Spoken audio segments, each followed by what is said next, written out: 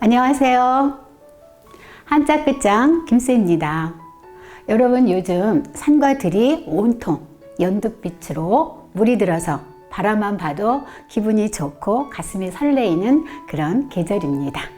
오늘 뜻지자로 시작을 해볼게요. 이 뜻지자는요, 마음 심자에 선비사자가 결합이 돼서 뜻지라고 하는데요. 이 마음이 가는 곳에 뜻이 있다 해서 얘가 뜻지자예요. 그럼 여기는 지금 선비사인데 원래는 얘가 갈지자였었거든요. 그래서 얘가 이제 가다라고 하는 뜻을 가지고 있었어요. 그래서 마음이 가는 곳에 뜻이 있다 해서 뜻지자였었는데 시간이 흐르면서 얘가 선비사자로 바뀌었습니다.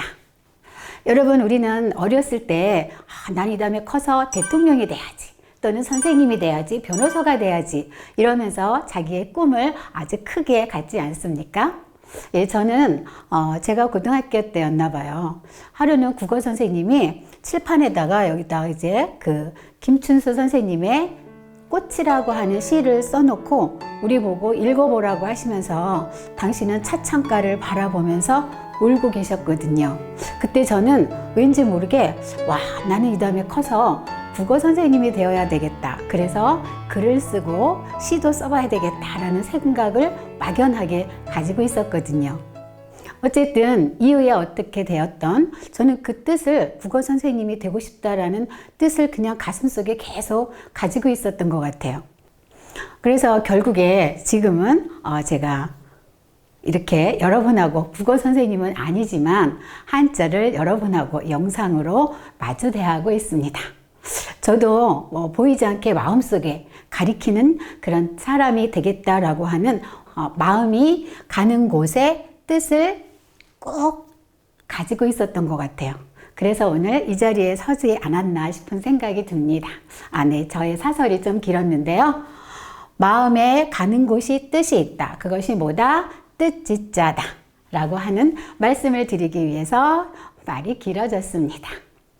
그래서 이 뜻지자와 관련해서는요, 의지가 있겠습니다. 챙겨가시기 바라고요. 또 여러분도 여러분의 꿈을 이루시기 바랍니다.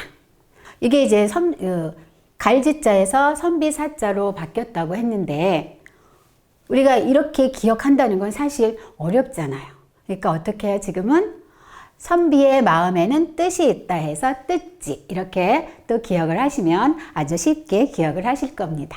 선비의 뜻은 무엇이 있을까요? 네, 조정에 나가서 입신, 양명하는 게 사실 옛날 선비들의 뜻이었겠지요. 네, 요즘에 입신, 양명은 좀 그 출세의 개념으로 약간 좀 변질된 것 같다라는 생각을 해보고요. 다음으로 살펴볼 한자는 알지자가 되겠는데요. 화살시에 입구가 결합해서 알지, 입구자가 있죠. 남이 말하는 것을 화살처럼 빠르게 알아차리고 깨닫는다 해서 얘가 알지자라고 하는 뜻이 있고요. 또는 알다라고 하니까 아는 사람은 화살이 나가는 것처럼 빠르게 말을 잘한다 해서 알지자도 되겠습니다. 이렇게 이야기를 만들지 않으면은요, 얘가 화살신지 아니면 이를 실자 있죠? 이렇게 여기에 이렇게 삐져나온 자, 이 자하고 혼동하기 쉽습니다. 그래서 우리가 한자는 어떻게 해요? 이야기를 만들어서 기억한다. 그러면 쉽다라고 하는 말씀을 다시 한번 드리고요. 우리가 또 다음으로 살펴볼 한자는 참진자가 되겠습니다. 이 참진자는요, 요 위에 것을 우리는 고들직자라고 합니다. 그 다음에 8팔자가 결합이 돼서 참진자가 되는데요. 여기에 이제 이 고들직자는 열십자가 되어 있죠. 그래서 10사람의 눈으로 살펴보면 얘는 스물 운자입니다. 스물 운자. 10사람의 눈으로 살펴보면 숨어있는 모든 것들이 다 바르게 보인다 해서 얘가 고들직자예요. 바르게 보인다, 옳게 보인다 라는 그런 뜻을 가지고 있죠. 내가 뭐 하나를 막 잘못한 게 나쁜 게 있어서 숨기고 싶어도 한 사람이 아닌 10사람의 눈으로 보기 때문에 모두가 다 보일 수가 있잖아요. 그런 뜻이 있고요. 이래서 모든 것이 사방으로 퍼져나가고 또 이 사방에서 바라보면 모든 게 다 옳게 보인다. 그것이 뭐다? 참 진짜라고 하는 뜻이 담겨 있게 되겠습니다. 우리 여러분 여기서 다시 한번 짚고 넘어가면 이 스물 운자의 본자가 참 재밌었죠? 한번 다시 챙겨볼게요.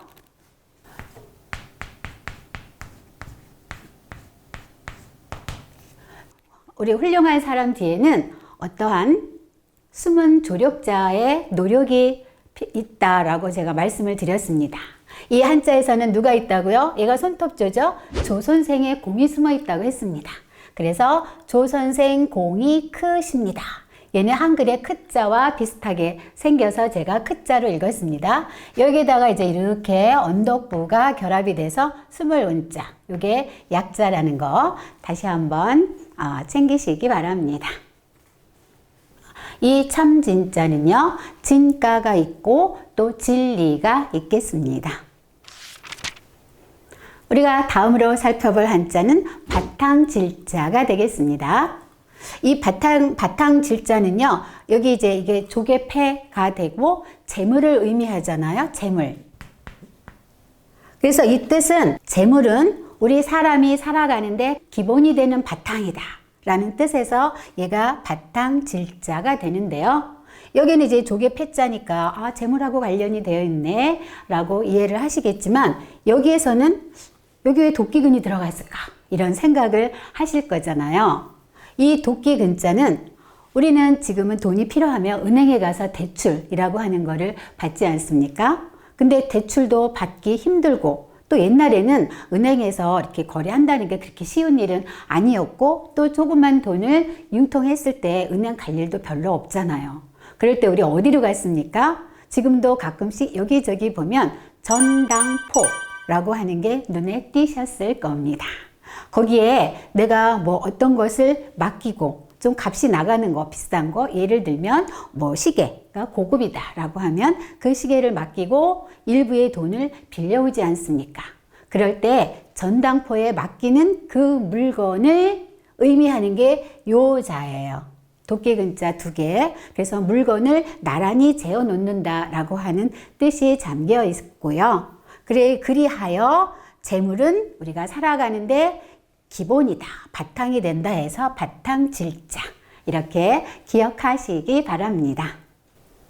이 바탕질자와 관련해서는 본질이 있겠습니다. 또 질량이라고 하는 것도 있겠네요. 다음으로 또 우리가 살펴볼 한자는 고를 조자가 되겠습니다. 함께 살펴보시지요. 이 고를 조자는요, 말씀 원자에 얘가 이제 두루주자예요. 두루주.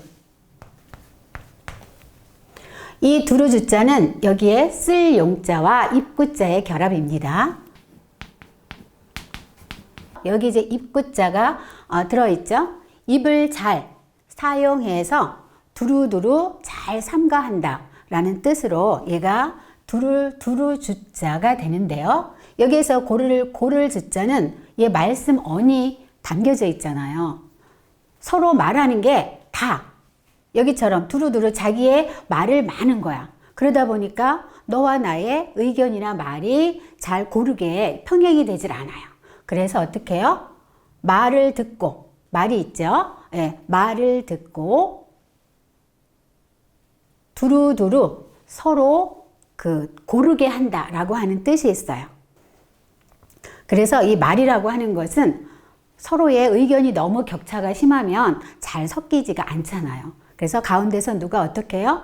너의 말, 나의 말을 듣고 잘 평정을 하는 거죠. 고르게 한다 라고 하는 뜻으로 얘가 고를 조자가 되겠습니다. 다음으로 또 살펴볼 한자는 돌 조자가 되겠습니다. 이 돌 조자는요, 힘력자의 얘를 우리는 또차 또는 도마조라고 해요. 도마조. 여기서 이제 또 역시 또한 이런 의미가 있고 도마. 도마 위에 고기를 수북히 쌓은 그런 모양을 뜻하기도 하거든요. 그래서 여기 보면 힘력자가 들어가 있죠. 우리가 힘써 일을 하는데 또 힘을 더 가하라고, 힘이 더 되게 하라고 도와주는 거예요. 그래서 얘가 도울 조자가 되겠습니다. 우리는 힘써서 막 일하는 사람을 또 계속 도와주고 싶잖아요. 탱글탱글 배짱이 마냥 노는 사람을 절대 도와주고 싶은 마음이 들지 않습니다. 예, 우리도 무언가 할 때 열심히 노력을 해 보시지요. 이 도울 조자와 관련해서는 조언이 있겠고요. 협조가 있겠습니다. 챙기세요. 우리가 또 다음으로 살펴볼 한자는 있을 존자가 되겠습니다. 이 자를 살펴보면 아들 자자와 요 자는 우리 요거 제목제자 배웠었죠? 이 제목제자는 나무나 풀에 새싹이 돋아나는 모양을 그린 글자예요. 그래서 이 어린아이에 비유할 수가 있죠? 이건 이제 나무와 또 우리가 그 이거 풀초 있죠? 이 풀초를 의미하거든요. 그런데 옛날에는 그 어린아이가 태어나면 사망률이 참 많았습니다. 지금이야 병원이 있으니까 달려가면 그 무서운 병들도 다 살리지만 옛날에는 그렇지 않았잖아요. 어렸을 때 많이 사망을 했습니다. 그래서 연약한 어린아이가 살아있어서 다행이다. 이런 뜻을 가지고 있는 한자가 바로 있을 존자예요. 그 다음에 이 있을 존자와 있을 제자가 있죠. 이렇게 똑같이 여기에 이 흑토자가 들어가 있는 것을 우리는 있을 제라고 하지요. 이 의미도 같습니다. 여기는 그 제목제자, 나무나 풀에서 새싹이 돋아나오는 그런 모양이죠. 그것을 흙이, 초목의 싹이 올라오는 것을 흙이 덮고 있다 해서 덮고 있는 그 상태를 의미하는 게 있을 제자가 되겠습니다. 그래서 있다라고는 의미에서 존재 또 같이 챙기시기 바랍니다. 오늘 마지막으로 알아볼 거는요, 마칠 종자가 되겠는데요. 이 마칠 종자에는 실사자와 얘가 겨울동자예요. 이 겨울동자는 얘가 디저울 치에다가 이수변, 얼음을 뜻하는 거죠. 고드름.